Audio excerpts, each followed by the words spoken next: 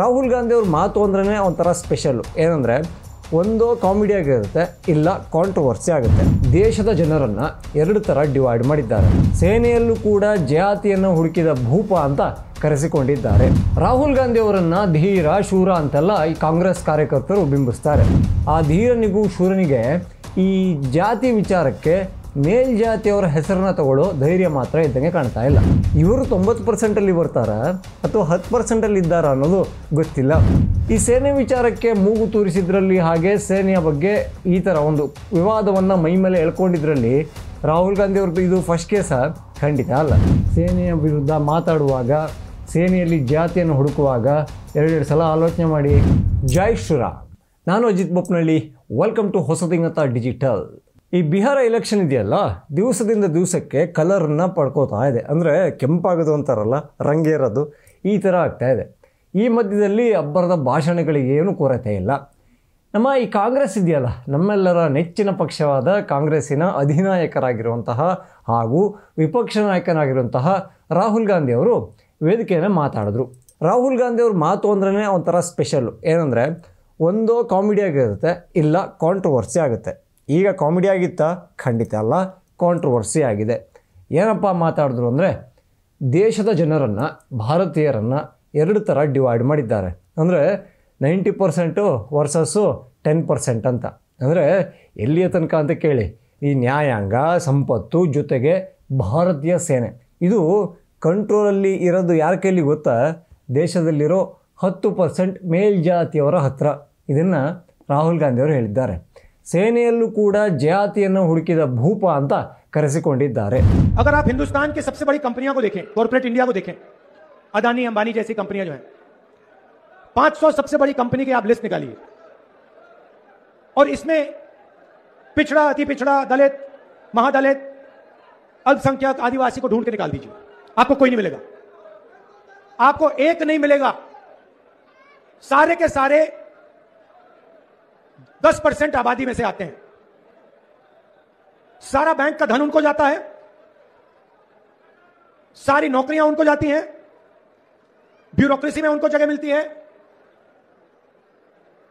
आप जुडिशरी देखिए, वहां भी उनको सब मिलता है.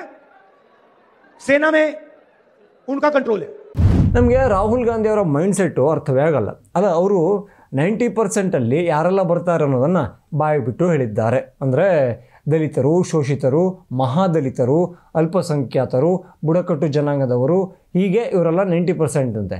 ಆದರೆ ಆ 10% ಮೇಲ್ಜಾತಿ ಅಂತ ಹೇಳುವಾಗ ಯಾವುದೇ ಜಾತಿಯ ಹೆಸರನ್ನು ಹೇಳುವಂತಹ ಧೈರ್ಯವನ್ನೇ ತೋರಿಸೋದಿಲ್ಲ ರಾಹುಲ್ ಗಾಂಧಿ ಅವರು. ಅದು ಇನ್ನೊಂದು ಕೇಸ್ ಆಗ್ಬೋದು, ಆಮೇಲೆ ಕೋರ್ಟ್ಗೆ ಅಲಿಬೇಕಾಗುತ್ತೆ ಅನ್ನೋ ಒಂದು ಬೇಸಿಕ್ ನಾಲೆಜು ರಾಹುಲ್ ಗಾಂಧಿ ಅವರಿಗೆ ಬಂದಂಗೆ ಕಾಣ್ತಾ ಇದೆ. ಹಾಗಾಗಿಯೇ ಈ 90% ವರ್ಸಸ್ 10% ಅಂತ ಮಾತಾಡಿದ್ದಾರೆ. ಈ ಸೇನೆ ವಿಚಾರಕ್ಕೆ ಮೂಗು ತೂರಿಸಿದ್ರಲ್ಲಿ, ಹಾಗೆ ಸೇನೆಯ ಬಗ್ಗೆ ಈ ಥರ ಒಂದು ವಿವಾದವನ್ನು ಮೈ ಮೇಲೆ ಎಳ್ಕೊಂಡಿದ್ರಲ್ಲಿ ರಾಹುಲ್ ಗಾಂಧಿ ಅವ್ರದ್ದು ಇದು ಫಸ್ಟ್ ಕೇಸ ಖಂಡಿತ ಅಲ್ಲ. ಸೇನೆ ಬಗ್ಗೆ ಒಂದಿಷ್ಟು ಕೂಡ ಗೌರವ ಇಲ್ಲ. ಸೇನೆಯಲ್ಲಿ ಜಾತಿ ಕಾನ್ಸೆಪ್ಟೇ ಇಲ್ಲ. ಈ ಕಾಂಗ್ರೆಸ್ ಅವಧಿಯಲ್ಲಿ, ಅಂದರೆ ಮನಮೋಹನ್ ಸಿಂಗ್ ಅವರು ಪ್ರಧಾನಮಂತ್ರಿ ಆಗಿದ್ದಾಗ ಈ ಸೇನೆಯಲ್ಲೂ ಕೂಡ ಒಂದು ಜಾತಿ ಗಣತಿ ಮಾಡಬೇಕಲ್ಲ ಅಂತ ಒಂದು ಪ್ರಪೋಸಲ್ಲು ಸೇನೆ ಕಡೆಗೆ ಹೋಯಿತು. ಅವ್ರ ಪಾಪ AK-47 ಒಂದು ಎದುರಿಗೆ ಹಿಡಿಲಿಲ್ಲ ಅಷ್ಟೇ. ನಿಮ್ಮದೆಲ್ಲ ಜಾತಿ ವ್ಯವಹಾರ ಏನೇ ಇದ್ದರೂ ಇಲ್ಲಿಂದ ಹೊರಗಡೆ ಇಟ್ಕೊಳ್ಳಿ ಅಂತ ಉಗಿದು ಉಪ್ಪಿನಕಾಯಿ ಹಾಕಿ ಕಾಂಗ್ರೆಸ್ಗೆ ಶೇಮ್ ಮಾಡಿ ಕಳಿಸಿದ್ರು. ಆದರೆ ಆ ಜಾತಿ ಗಣತಿಯನ್ನು ಈ ಸೇನೆಯಲ್ಲಿ ಮಾಡೋಕ್ಕಾಗಲಿಲ್ಲ. ಹಾಗಾಗಿ ಜಾತಿ ವಿಚಾರಕ್ಕೆ ಸೇನೆ ಬಗ್ಗೆ ಮಾತಾಡ್ಬೋದಲ್ಲ ಅಂದ್ಕೊಂಡು ಬಿಹಾರದ ಎಲೆಕ್ಷನ್ ಟೈಮಲ್ಲಿ ರಾಹುಲ್ ಗಾಂಧಿಯವರು ಈ ಸೇನೆಯ ಒಂದು ಜಾತಿಯ ಬಗ್ಗೆ, ಸೇನೆಯಲ್ಲಿ ಮೇಲ್ಜಾತಿಯವರ ಕಂಟ್ರೋಲ್ ಇದೆ ಅನ್ನೋದ್ರ ಬಗ್ಗೆ ಮಾತಾಡಿದ್ದಾರೆ. ರಾಹುಲ್ ಗಾಂಧಿಯವರು ಎಂಥ ಔಟ್ಡೇಟೆಡ್ ನಾಯಕ ಅನ್ನೋದಕ್ಕೆ ಇದೊಂದು ಮಾತು ಸಾಕು. ಯಾಕೆಂದರೆ ಈ ಜಾತಿ ವಿಚಾರಕ್ಕೆ ಭಾರತೀಯರನ್ನು ಎತ್ತಿ ಕಟ್ಟಿ ಅದರಿಂದ ತಮ್ಮ ರಾಜಕೀಯ ಬೇಳೆಯನ್ನು ಅಂತ ಕುಕ್ಕರು ವಿಸಿಲ್ ಹಾಕಿಸಿ ಬೇಯಿಸಿಕೊಳ್ಳೋದ್ರಲ್ಲಿ ಇವರು ನಿಸ್ಸೀಮರು. ಆದರೆ ಆ ಕಾಲ ಹೋಗಿಬಿಟ್ಟಿದೆ. ಆ ಕಾಲ ಹೋಗಿರೋದು ಪಾಪ ಈ ರಾಹುಲ್ ಗಾಂಧಿ ಅವ್ರಿಗೆ ಗೊತ್ತಾದಂಗಿಲ್ಲ. ಹಾಗಾಗಿ ದಲಿತರು ವರ್ಸಸ್ ಮೇಲ್ಜಾತಿ ಅಂತ ಎಲ್ಲೇ ಹೋಗಲಿ ಎಲ್ಲೇ ಬರಲಿ ಮಾತಾಡ್ತಾ ಇದ್ದಾರೆ.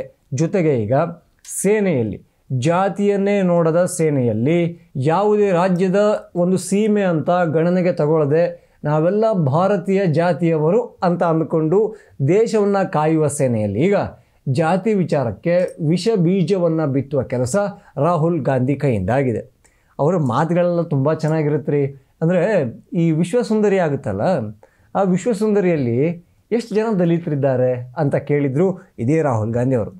ಅದೆಲ್ಲ ಬಿಟ್ಟಾಕಿ ಈ ಬಜೆಟ್ ಟೈಮಲ್ಲಿ ನಮ್ಮ ಆರ್ಥಿಕ ವಿತ್ತ ಸಚಿವೆ ನಿರ್ಮಲಕ್ಕ ಇದ್ದಾರಲ್ಲ, ಒಂದು ಪದ್ಧತಿ ಇದೆ. ಅಂದರೆ ಬಜೆಟ್ಗೆ ಒಂದು ಟೀಮ್ ಇರುತ್ತಲ್ಲ, ಅವರು ಹಲ್ವಾ ಮಾಡಿ ತಿನ್ನಿಸೋದು. ಆ ಹಲ್ವಾ ಮಾಡಿದ್ರಲ್ಲಿ ಎಷ್ಟು ಜನ ದಲಿತರಿದ್ರು ಅಂತ ಕೇಳಿದರು. ಆ ಪ್ರಶ್ನೆಯನ್ನು ಕೇಳಿ ನಿರ್ಮಲಕ್ಕ ತಲೆ ಚಚ್ಕೊಂಡ್ಬಿಟ್ಟಿದ್ರು. ನಮ್ಮ ರಾಹುಲ್ ಗಾಂಧಿ ಅವರು ಮೇಲ್ಜಾತಿಗಳ ವಿರುದ್ಧ ದಲಿತರನ್ನ ಎತ್ತಿಕಟ್ಟುವ ಕೆಲಸವನ್ನು ತುಂಬ ನಿಷ್ಠೆಯಿಂದ ಮಾಡ್ಕೊಂಬಂದಿದ್ದಾರೆ. ಆದರೆ ಅದೆಲ್ಲರೂ ವರ್ಕೌಟ್ ಆಗಿದೆಯಾ? ವರ್ಕೌಟ್ ಆಗಿದ್ದಿದ್ರೆ ಈಗ ಎಷ್ಟೊಂದು ರಾಜ್ಯಗಳಲ್ಲಿ ಕಾಂಗ್ರೆಸ್ ಪಕ್ಷವೇ ಇರ್ತಾ ಇತ್ತು. ಇದೇ ನಿಮ್ಮ ಜಾತಿ ಕಾನ್ಸೆಪ್ಟನ್ನು ಈಗ ನಮ್ಮ ಕರ್ನಾಟಕಕ್ಕೆ ಉದಾಹರಣೆ ತಗೊಳ್ಳೋಣ. ಇಲ್ಲಿ ಕಾಂಗ್ರೆಸ್ ಪಕ್ಷ ಅಧಿಕಾರದಲ್ಲಿದೆ. ಆ 10% ಜಾತಿಯವರು ಹಾಗೂ 90% ಜಾತಿಯವರು ಅಂತ ಹೇಳ್ತಿದ್ದೀರಲ್ಲ, ಇಲ್ಲಿ ಅದನ್ನು ಉಲ್ಟಾ ಮಾಡಿರೋಣ ಆಗತ್ತಾ? ನಿಮ್ಮ ಲೆಕ್ಕದಂತೆ ಹೋದರೆ CM ಯಾರಾಗಬೇಕು? ಪರಮೇಶ್ವರಣ್ಣ ಆಗಬೇಕು. DCM ಜಮೀರಣ್ಣ ಆಗಬೇಕು. ಹಾಗೆ ಮೇಲ್ಜಾತಿಯವರಿಗೆಲ್ಲ ಈ ಸಚಿವ ಸ್ಥಾನ ಅಪ್ಪಿತಪ್ಪಿ ಸಿಕ್ಕಿದರೆ ಅವರೆಲ್ಲರನ್ನೂ ಕೂಡ ಜಸ್ಟ್ ನೀನು ಶಾಸಕನಾಗಿರೋಂಥ ಕೂರಿಸ್ಬೇಕಾಗುತ್ತೆ. ನಿಮ್ಮ ಜಾತಿ ಕಾನ್ಸೆಪ್ಟನ್ನು ನಿಮ್ಮದೇ ಸರ್ಕಾರ ಇರುವ ಜಾಗದಲ್ಲೇ ಅಡಾಪ್ಟ್ ಮಾಡ್ಕೊಳ್ಳೋಕ್ಕಾಗಲ್ಲ. ಆದರೆ ನಿಮ್ಮ ಒಂದು ವ್ಯಾಪ್ತಿಗೂ ಮೀರಿದ ಸೇನೆಯ ಬಗ್ಗೆ ಅದನ್ನು ಮಾತಾಡ್ತೀರಾ ಅಂದರೆ ನಿಮ್ಮ ದೇಶಭಕ್ತಿ ಅನ್ನೋದು ಎಷ್ಟಿದೆ ಅನ್ನೋದನ್ನು ನಾವು ಅರ್ಥ ಮಾಡ್ಕೋಬೇಕಾಗುತ್ತೆ. ರಾಹುಲ್ ಗಾಂಧಿ ಅವರನ್ನು ಧೀರ ಶೂರ ಅಂತೆಲ್ಲ ಈ ಕಾಂಗ್ರೆಸ್ ಕಾರ್ಯಕರ್ತರು ಬಿಂಬಿಸ್ತಾರೆ. ಅಂದರೆ ನೆಕ್ಸ್ಟ್ PM ಆಗಬೇಕಲ್ಲ ಅವರು. ಅಂದರೆ ಕಾಂಗ್ರೆಸ್ ಕಾರ್ಯಕರ್ತರ ಆಸೆ ಇದೆಯಲ್ಲ. ಆದರೆ ಆ ಧೀರನಿಗೂ ಶೂರನಿಗೆ ಈ ಜಾತಿ ವಿಚಾರಕ್ಕೆ ಮೇಲ್ಜಾತಿಯವರ ಹೆಸರನ್ನು ತಗೊಳ್ಳೋ ಧೈರ್ಯ ಮಾತ್ರ ಇದ್ದಂಗೆ ಕಾಣ್ತಾ ಇಲ್ಲ. ಇಂಡೈರೆಕ್ಟಾಗಿ ಅವರು ಬ್ರಾಹ್ಮಣರ ಮೇಲೆ ಒಂದು ಪ್ರಹಾರವನ್ನು ನಡೆಸ್ತಾ ಇದ್ದಾರೆ. ಮೇಲ್ಜಾತಿ ಅಂತ ಬಂದಾಗ ಮೊದಲಿಗೆ ಬರೋದೇ ಅದಲ್ವಾ. ಆದರೆ ಇವರು 90%ಅಲ್ಲಿ ಬರ್ತಾರಾ ಅಥವಾ 10%ಅಲ್ಲಿ ಇದ್ದಾರಾ ಅನ್ನೋದು ಗೊತ್ತಿಲ್ಲ. ಯಾಕೆಂದರೆ ಹೋದಲ್ಲಿ ಬಂದಲ್ಲಿ ಜಾತಿ ಬಗ್ಗೆನೇ ಮಾತಾಡೋ ಈ ಜಾತಿ ಜಾಂಡೀಸ್ ರೋಗದಿಂದ ಬಳಲ್ತಾ ಇರೋ ರಾಹುಲ್ ಗಾಂಧಿ ಅವರಿಗೆ ಅವರು ಬ್ರಾಹ್ಮಣರ ಕೈಯಲ್ಲಿ ಸೇನೆ ಇದೆ ಅನ್ನುವ ಒಂದು ಆ ಬ್ರಾಹ್ಮಣ ಅನ್ನೋ ಪದವನ್ನು ಕೂಡ ಬಳಸೋಕ್ಕೆ ಯಾವುದೇ ರೀತಿಯ ಧೈರ್ಯ ಇದ್ದಂಗೆ ಕಾಣ್ತಾ ಇಲ್ಲ. ಆದರೆ ರಾಹುಲ್ ಗಾಂಧಿ ಅವರು ಎಷ್ಟು ಸುಳ್ಳನ್ನು ಹೇಳ್ತಾರೆ ಅಂದರೆ, ನಮ್ಮ ಚೀಫ್ ಜಸ್ಟಿಸ್ ಯಾರಿದ್ದಾರೆ? ಗವಾಯಿ ಸಾರು. ಅವರು ಯಾವ ಜನಾಂಗಕ್ಕೆ ಸೇರಿದವರು ಅದನ್ನು ಆಲೋಚನೆ ಮಾಡಬೇಕಲ್ಲ. ಅವರು ಕೂಡ ದಲಿತರೆ. ಅಂದರೆ ನ್ಯಾಯಾಂಗ ಕೂಡ ಸೇನೆಯಂತೆಯೇ 10% ಕಂಟ್ರೋಲ್ ಇದೆ ಅಂತ ಹೇಳ್ತಾರಲ್ಲ, ಇದು ಸುಳ್ಳಲ್ವಾ? ಹೋಗಲಿ, ರಾಷ್ಟ್ರಪತಿಗಳು ಯಾರಾಗಿದ್ದಾರೆ? ಅವರು ಬುಡಕಟ್ಟು ಸಮುದಾಯಕ್ಕೆ ಸೇರಿದವರು. ಅದು ನಿಮಗೆ ಕಾಣ್ತಾ ಇಲ್ವಾ? ಮೇಲಾಗಿ ಅವರು ಮಹಿಳೆ. ಹಾಗಾಗಿ ಮಹಿಳಾ ಸಬಲೀಕರಣ ಕೂಡ ದೇಶದಲ್ಲಿ ಆಗ್ತಾಯಿದೆ ಅನ್ನೋದು ನಿಮ್ಮ ಗಮನಕ್ಕೆ ಬಂದೇ ಇಲ್ವಾ? ಇಲ್ಲ, ಬರೋಲ್ಲ. ಯಾಕೆಂದರೆ ನಿಮ್ಮ ಉದ್ದೇಶ ಬೇರೆ ಇದೆ. ನೀವು ಪಪ್ಪು ಅಲ್ಲ, ನೀವು ಅಪ್ಪಾಯ. ಹಾಗಾಗಿ ಈ ಜಾತಿ ವಿಚಾರಕ್ಕೆ ದೇಶವನ್ನು ಒಡೆಯುವ ಟೆಕ್ನಿಕ್ ಅಲ್ಲದೆ ಇನ್ನೇನಿದೆ? ದಲಿತರನ್ನು ಎತ್ಕಟ್ಟುವಂತಹ ಕೆಲಸ ಮುಂಚಿನಿಂದಲೂ ಮಾಡ್ಕೊಂಡ್ಬಂದಿದ್ದೀರಾ. ಅದನ್ನು ಈಗ ಕಂಟಿನ್ಯೂ ಮಾಡ್ತಾ ಇದ್ದೀರಾ. ಆದರೆ ಸಾಕಷ್ಟು ರಾಜ್ಯಗಳಲ್ಲಿ ಈ ಇಲೆಕ್ಷನ್ ಟೈಮಲ್ಲಿ ಜಾತಿ ಅನ್ನೋದು ಮ್ಯಾಟ್ರ್ ಆಗುತ್ತೆ. ಅಂದರೆ ನಮ್ಮ ಜಾತಿಯನ್ನು ನಿಂತಿದ್ದಾನ, ಅವನು ಗೆಲ್ಬೋದಾ? ಯಾರು ನಿಂತ್ರೇನೆ ನಮ್ಮ ಜಾತಿಯವರಿಗೆ ಓಟ್ ಹಾಕೋದು, ಈ ಥರ ಮೈಂಡ್ಸೆಟ್ ಇರೋ ಜನಗಳಿದ್ದಾರೆ. ಆದರೆ ಕ್ರಮೇಣ ಈಗ ಜನ ಅಭಿವೃದ್ಧಿ ಬಗ್ಗೆ, ಕಾಮಗಾರಿಗಳ ಬಗ್ಗೆ ಆಲೋಚನೆ ಮಾಡ್ತಾ ಇದ್ದಾರೆ. ಪ್ರಗತಿ ಯಾರಿಗೆ ಬೇಡ? ಎಲ್ಲರಿಗೂ ಬೇಕಲ್ಲ. ನಿಮ್ಮ ಮಾತುಗಳಲ್ಲಿ ಆ ಅಭಿವೃದ್ಧಿ ಏನಾದರೂ ಮಾತಿರುತ್ತಾ? ಖಂಡಿತ ಇಲ್ಲ.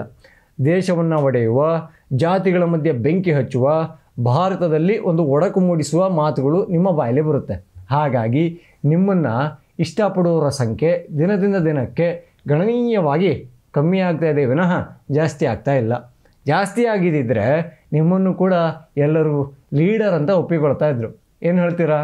ಹಾಗೆ ಅವಾಗೊಂದು ಪ್ರಶ್ನೆ ಕೇಳಿದ್ನಲ್ಲ, ನೀವು 90% ಜಾತಿ ಸೈಡಲ್ಲಿ ಕೂರ್ತೀರಾ ಅಥವಾ 10% ಜಾತಿ ಸಾಲಲ್ಲ? ಇದೊಂದು ಪ್ರಶ್ನೆ ಎಲ್ಲರಿಗೂ ಇದೆ. ದಯವಿಟ್ಟು ನಿಮಗೆ ಸಮಯ ಆದಾಗ ಈ ಪ್ರಶ್ನೆ ಏನಾದರೂ ನಿಮ್ಮ ಕಿವಿಗೆ ಬಿದ್ದಲ್ಲಿ ಇದಕ್ಕೆ ಉತ್ತರ ಕೊಡಬೇಕು. ಹಾಗೆ ಸೇನೆಯ ವಿರುದ್ಧ ಮಾತಾಡುವಾಗ, ಸೇನೆಯಲ್ಲಿ ಜಾತಿಯನ್ನು ಹುಡುಕುವಾಗ ಎರಡೆರಡು ಸಲ ಆಲೋಚನೆ ಮಾಡಿ. ಯಾಕೆಂದರೆ ಸೇನೆಯ ಜೊತೆ ಭಾರತ ಭಾವನಾತ್ಮಕವಾಗಿ ಸಂಬಂಧವನ್ನು ಹೊಂದಿದೆ. ಯಾಕೆಂದರೆ ನಾವು ನೆಮ್ಮದಿಯಿಂದ ನಿದ್ದೆ ಮಾಡಬೇಕು ಅಂದರೆ ಅದಕ್ಕೆ ಸೇನೆ ಅಲ್ಲಿ ಇರಬೇಕಾಗುತ್ತೆ. ಹಾಗಾಗಿ ಸೇನೆಯ ಬಗ್ಗೆ ಮಾತಾಡುವಾಗ ಆದಷ್ಟು ನಿಮ್ಮ ನಾಲಿಗೆ ಕಂಟ್ರೋಲಲ್ಲಿ ಇರಲಿ. ಏನು ಹೇಳ್ತೀರಾ? ಇನ್ನೂ ಯಾರೆಲ್ಲ ಹೊಸದಿಗಂತ ಡಿಜಿಟಲನ್ನು ಸಬ್ಸ್ಕ್ರೈಬ್ ಆಗಿಲ್ವೋ ಈ ಕೂಡಲೇ ಆಗಿ. ಹಾಗೆ ಎಲ್ಲ ವಿಡಿಯೋಗಳಿಗಾಗಿ ಬೆಲ್ ಐಕಾನನ್ನು ಒತ್ತೋದನ್ನು ಮರಿಬೇಡಿ. ಜೈ ಶ್ರೀರಾಮ್.